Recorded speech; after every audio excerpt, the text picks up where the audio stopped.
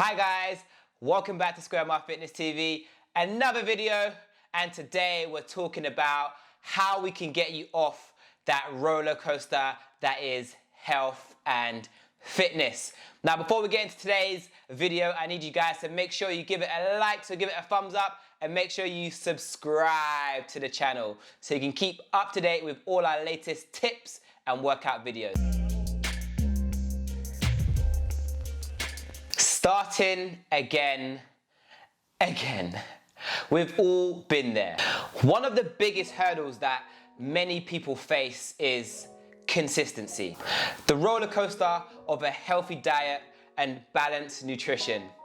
Everyone's on the lookout for the perfect diet, ways to cut corners to see results faster. But what we need to understand is the perfect diet is unique to each individual.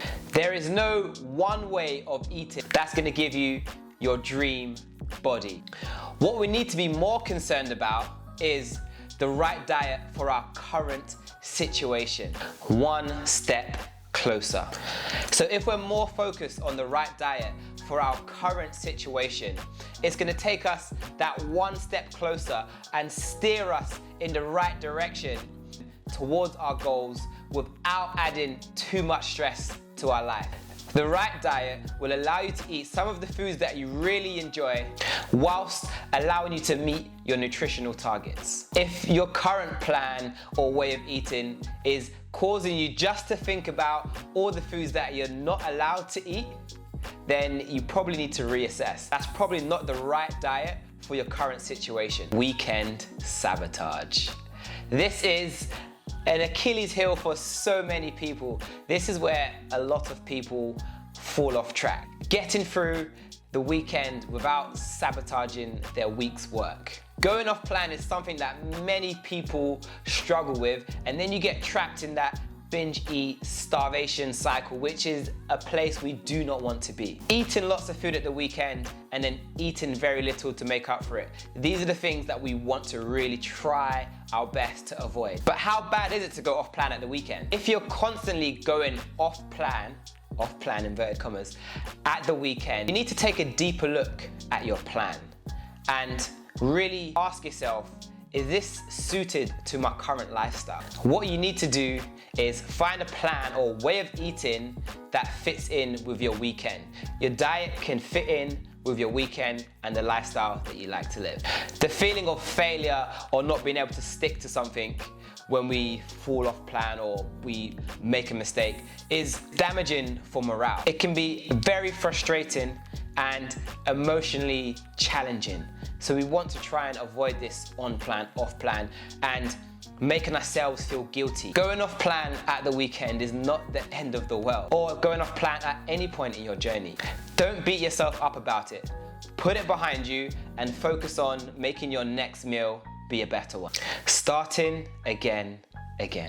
I'm starting again on Monday. I'm starting again next week. Diet starts Monday. So most people associate being on a diet with eating salads and feeling hungry all the time, but it doesn't need to be that way. To get off this dieting roller coaster, we need to be looking at making sustainable changes. If your diet causes you to want to raid the cupboards every time you get home, then it's probably not the right plan for you. I've said this over and over again. If your plan leaves you feeling worse off than when you did in the beginning before starting it, then it is not the right plan for you. We need to reassess and find a better way. I'm following my diet and it's just not working. What should I do? What you need to understand is, are you actually on a diet or are you just eating healthy food?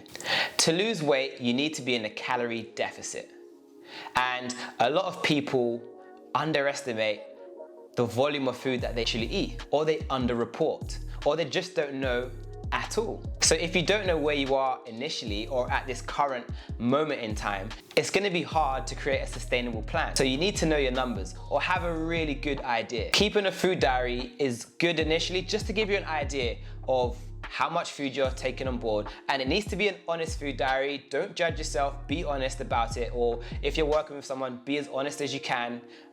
It's not about being judgmental or being judged. This is purely to get an understanding of food choices and how much energy or food that you're consuming, to then look at what kind of positive changes we can make, small changes that are gonna give you the biggest impact. And remember, always allow yourself a budget for the weekend if you like to enjoy them. How do we survive the weekend? If you want to survive the weekends or get through the weekends without undoing all of your hard work, you need to have a lifestyle approach to dieting. That means your plan or way of eating needs to satisfy you both during the week and at the weekend. For this to work, it might mean eating slightly less during the week, but still eating the foods that you enjoy, meeting all your nutritional targets, eating foods that keep you full for longer, that are full of nutritional goodness, and then that allows you a bit more leeway at the weekend. That's one way of looking at it. Another way of looking at it could be understand exactly what is in what you're currently eating. Finding out exactly the nutrient or calorie content of what you're currently eating, the foods that you really enjoy, and then looking for alternatives that are slightly less calorific. This way you still can eat the foods you enjoy, you're still gonna get that amazing response from, wow, this food's great and amazing, and you're not gonna feel like you're going without, but by eating something that has less calories, it's a way of reducing our total intake without feeling like we're going without. And we can still meet all of our nutritional targets. To survive the weekends, you need to plan ahead. You need to plan out your weekends or know where you're going to have your food or what you're gonna be cooking so you have more control over what you're going to eat, rather than just eating aimlessly and then just hoping for the best. You can give yourself a calorie budget for each meal, plan them out, or have an idea of where you're going and what you're going to eat, and then you can still include some of the food that you really enjoy whilst hitting those targets. And again, it doesn't matter if you slightly slip up, it's not the end of the world. Don't be hard on yourself. And for this to really, really work for you, you need to really ask yourself, are you ready to embrace change? When it comes to eating, we all have food that we really enjoy and food that we struggle to put down. So you need to identify these foods, try to eat less of them, or find, like I said before, lower calorie variations, or just try not to eat them if you can. But it's all about being sensible. It's a step-by-step process. Don't clear out everything all at once. So for me, personally, I love sweets. Oh my goodness, that is my thing. So if they're at home and they're in the cupboards, I feel like I can see through the cupboards and see exactly where they are. And if they're there, I just want them and I want to eat the whole bag. If I have one, I just can't stop. So I'm happy just not to eat them. If they're not there and I don't really think about it and I don't miss it. So you need to be sensible about what you have around you as well. So making better options or slightly altering things could be as simple as, if you're a pizza person, just having a few slices of pizza instead of the whole thing. Share a pizza with your partner or your friend. Look for lower calorie options of your favorite pizza. Again, we're looking at ways to eat the food that we enjoy whilst still staying on track towards our goals.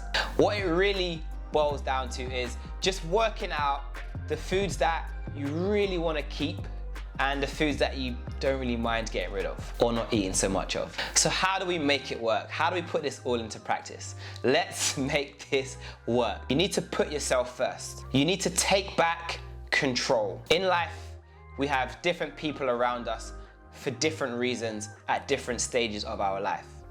You need to choose those people wisely. Don't stand in your own way of making progress. This is your own personal journey.